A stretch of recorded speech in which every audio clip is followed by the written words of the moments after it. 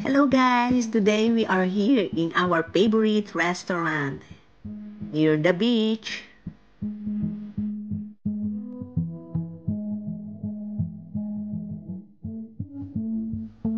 The food here are very delicious and so affordable.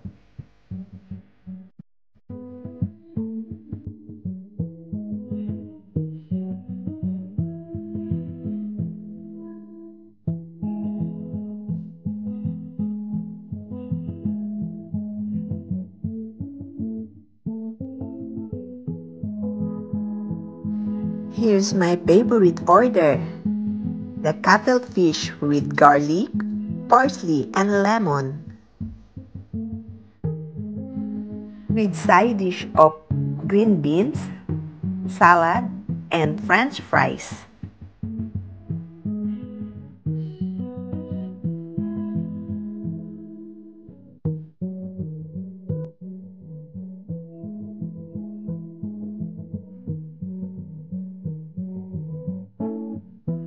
Cuttlefish belong to the same cephalopod mollusks family as the squid and octopus. Like its tentacled cousins, cuttlefish is a common ingredient in Mediterranean and Asian dishes, where its mild flavor and meaty texture work best in quickly cooked stir fries or slow, moist braisers.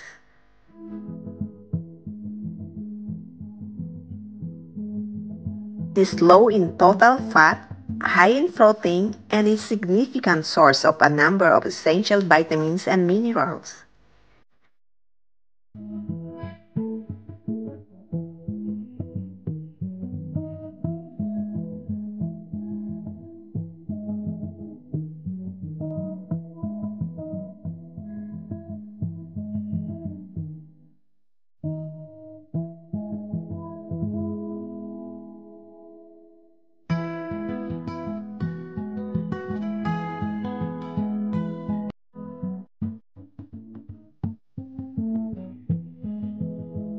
To prepare the cuttlefish, it must be cooked in either one of two ways: in a radially hot pan for 2 to 3 minutes or stewed for the better part of 2 hours. The reason for this is because the muscle of cuttlefish, squid, and octopus are very dense with enormous amount of connective tissue. Cuttlefish are exceptionally good eating and considered to be better than squid by most.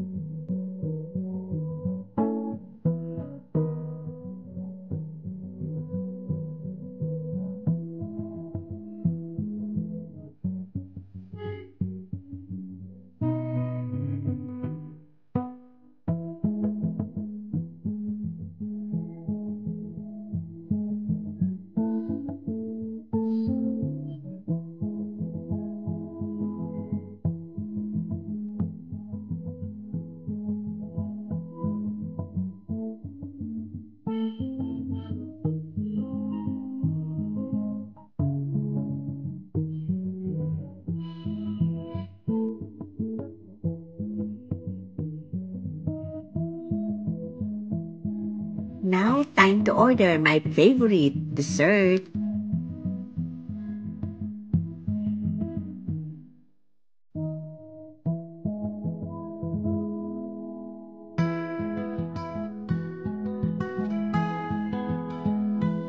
While waiting, ayan muna, posing muna.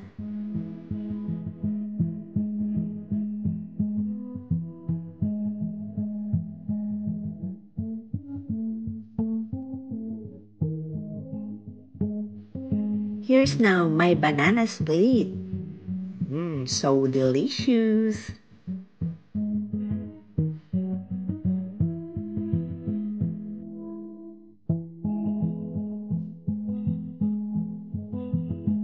A banana split is an ice cream-based dessert. In its traditional form, it is served in a long dish called a boat.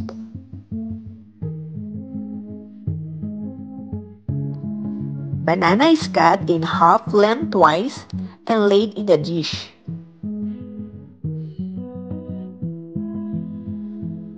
The classic banana split is made with 3 scoops of ice cream served between the split banana.